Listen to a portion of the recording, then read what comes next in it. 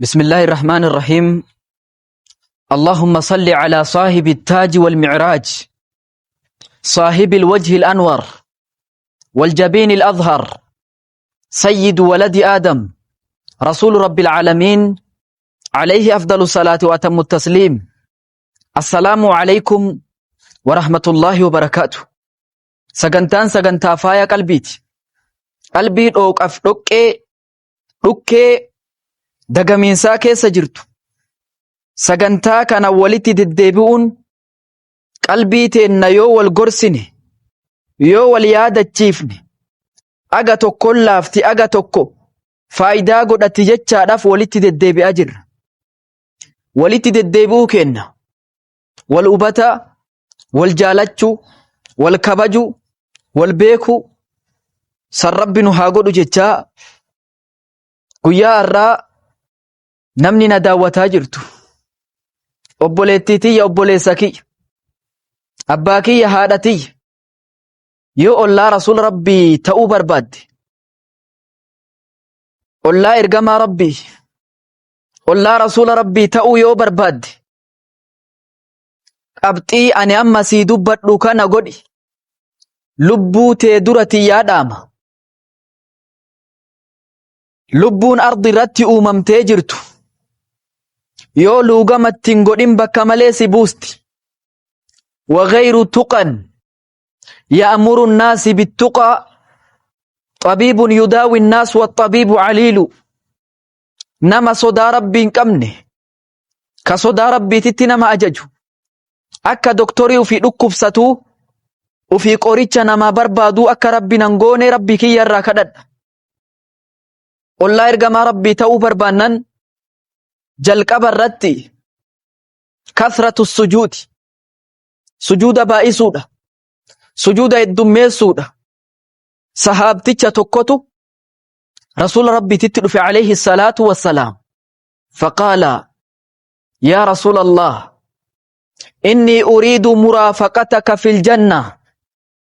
أني سوجه الله تأو برباد الله كان كي أكتو سوجه رفيقة برباد أكم قد جنان. فقال: أعني على نفسك بكثرة السجود إلى رسول ربي. إرقا كستاتي لبوتي النقرقاري ufnaaq abi'atilleen dalagi ollaakiyya taata. Maal dalayda? Bikathrati sujuudi, sujuuda heddummeessi. Kallachi kee rabbii gad haa jedhu, duydi kee rabbii haa undhulu, ana wajji ollaa taata jedhee rasul rabbi alayhi salaatu wassalaam. Ikhwaanii, nuti arra akkamittis rabbii sujuuda bu'aa jirra. Irra wanni gabrichi rabbi ittiin dhihaatu waan rabbi dirqama satti godhe jalqaba. Gabrichi osoo waajiba dirqama rabbiituun dalayne sunnatti hin darbu.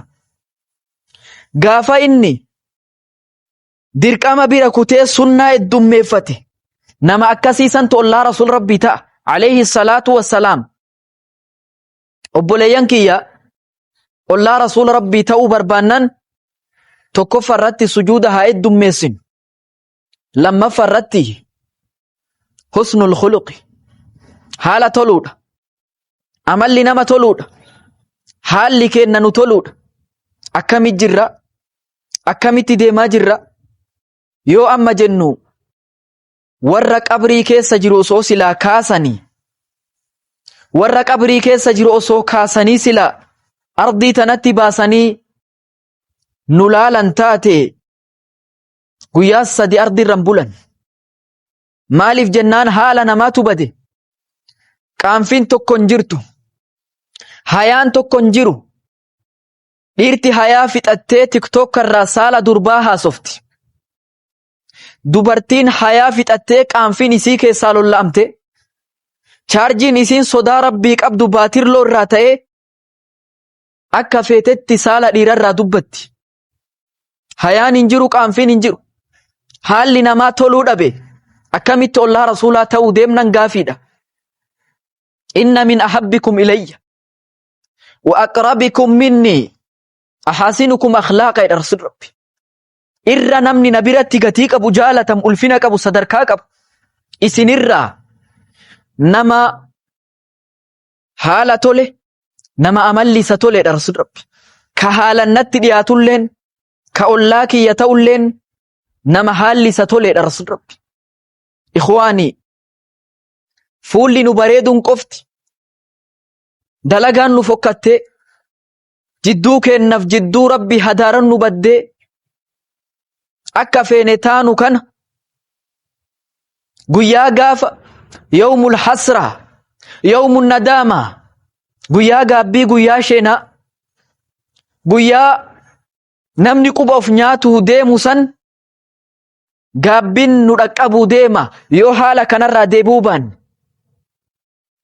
Obboleeyyan Islaamaa atiin na daawwataa jirtu nuti haala amma itti jirru kanaan jannatuma kajeellaa haala amma itti jirru kanaan jannata Rabbii ma barbaannaa Rabbi haa sodaan Rabbii nutti amaanaa haa taatu haalli nu haa tolu addunyaa tana keessaa namni fakkeenya nuu ta'u moodelli keen guddaan Rasuul Rabbiiti amalli isaa fokkataa miti amalli isaa badaa miti takkaa Rasuulli hamtuun deebisee hin beeku takkaa Rasuulli kijibee hin beeku takkaa Rasuulli nama ganee hin beeku dhiiga namaa akka maleen gadi naqee hin beeku qabeenya yatiimaa nyaatee hin beeku Rasuul Rabbii alayhi salaatu wassalaam wa innaka la'alaa khuluqin adhiim ati amalli kee amala tole amalli kee amala bareede jedhaan Rabbi fakkeenyi keenna isaan gaafa amalli keenna nu tole gaafa haalli keenna nu tole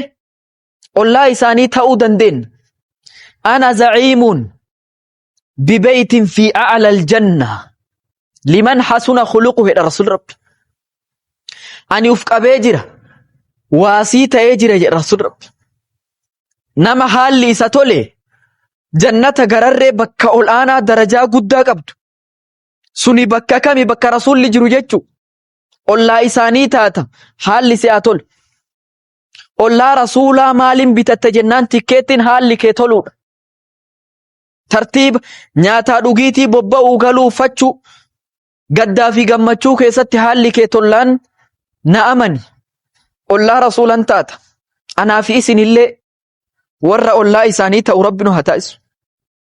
Inni biraa kafaalatul yatiimi yatiima uf qabuudha ilma osoo abbaan laalee hin quufin ilma osoo abbaan hin qaqqabatin itti toltee ufitti hin maxxanfatin biraa qabrii gale ufitti qabuudha ufitti maxxansuudha gaafa qalbiin namaa tun iimaana fixatte bakki itti chaarjata yatiima bira anaa wa kaafi'ul yatiimi kahatayni fil janna anaa fi namni yatiima uf qabu namni yatiima kunuunsu akka quba kana lamaaniitiidha Rasuul Rabbi alayhi salaatu wassalaam qubni kun lamaan yoo laaltan aguma xiqqaa walirra jira sadaffoon jidduun jiru nama yatiimaaf uf qabe jidduu isaatiif jidduu Rasuula Rabbii namni biraan jiru Rasuula Rabbiitiif namni yatiimaa uf qabe anguma xiqqaa kana walirra jiran jechuudha yatiima haa yaadan ijoollee abbaan qabrii biraa jiru haa kunuunsinu uf haa qabnuu fi Rabbi biraa gatii argatta Rabbi biraa gatii argatta sadarkaa argatta injibbii yatiima itti dhuftuutti gammadi seeqif diimaa kee kanaan harka kanaan mataa haxaawi mataa qaqqabadhu inni biraa ollaa Rasuula Rabbii ta'uu barbaannan hubbu Rasuula Rabbii jaalachuudha jaalalti akka namni iskittaa buusuuf dibbee dha'u ixaana aarsuu fi aayyoo makkoo faarsu sanii miti xaa'atuhu fi maa amar waan inni ajaje fudhatu jaalala jedhama nama jaalatan faallaa isaan deeman Rasuula jaalannaan faallaa isaan deemin law yu'ta annaasu bidacwaahum ilmi namaa silaa osoo akka inni himata himatuun kennamuuf taate silaa dhiirtoleen dhiiga namaatiif qabeenya namaa himatan jedha Rasuul Rabbi abboo kulleen kiyya yoo inni jedhu fudhu keeti osoo akka inni himatuun kennamuuf ta'ate silaa namni qabeenyuma namaa himataa oola jedhe. Laakiin ragaa jira jedha Rasuul Rabbi. Ragaan ni jira akkanumaan hin kennamu. Ati rasuula jaaladha jechuun kan keetis ragaa jira. Ragaan maali jennaan sunnaa isaanii ordofuutu ragaadha. Ajaja isaanii fudhatuutu ragaadha. Rasuul Rabbi alayhi salaatu wassalaam tokkotu itti dhufe. Yaa Rasuul Allah mata saa'a qiyaama yoom mudatti? Guyyaan guddaan sun yoomi jennaan wamaa a'datta laha qiyaamaa saniif maal qopheeffattee jirta jedhee gaafate Rasuul Rabbi. Namtichuuf keessa rifatee omaa waan qopheeffadhe hin qabu, omaa ufitti hin beeku, garuu Rabbii fi rasuula jaaladha jennaan almar'u ma'a man ahab, namni nama jaalatu wajji kaa'edha Rasuul Rabbi alayhi salaatu wassalaam. Kanaaf rasuula Rabbii jaalachuu, rasuula Rabbii qaalii isaanii godhani, sunnaa isaanii duuka deemuun ollaa isaanii si gooti. Ammas waan ollaa rasuulaa si godhurra xaa'atullaahi war rasuul, Rabbii ajajamuudha, Rabbii buluudha, waan Rabbi jedhe fudhatuudha, waan rasuulli Rabbii jedhanis fudhatuudha. Rabbi subhaanahu wa ta'aalaa وَمَنْ يُطِعِ اللَّهَ وَالرَّسُولَ فَأُولَئِكَ مَعَ الَّذِينَ أَنْعَمَ اللَّهُ عَلَيْهِمْ مِنَ النَّبِيِّينَ أكس جدير لك ربي سبحانه صالح توتا شهداء صديق توتا وحسن أولئك رفيقا ور بكي ساني ألتولي بكي ساني بريد صدركان ساني كايا ساني ربي فقيسسن Rabbii keessa si oolcha, Rabbii buli, ergamaa isaa ajaja fudhadhu. Kunis waan ollaa rasuulaa si godhurraayi. Ammas dubbii ollaa rasuulaa nu gooturraa as-salaatu ala nabii. Rasuula irratti salawaata buusuudha. Rasuula irratti salawaata dhangalaasuudha. Rasuula irratti salawaata buusun shifaa'un bilaa xabiib. Kiniinii fi marfee caala rasuula irratti salawaata buusutu dawaadha. Namni natti dhiyaatu inna awla naasi bii, namni natti dhiyaatu nama salaata narra natti heddummeessudha Rasuul Rabbi alayhi salaatu wassalaam. Ikhwaanii akka ammatti jirru kana dhiifne, dagamiinsatti jirru kana dhiifne, waan amma himame kana isan dura ani akka itti dalagu Rabbiin haa taasisu jecha aga sagantaa biraati walitti deebinutti. Wassalaamu alaykum wa rahmatullahi wa barakaatuh.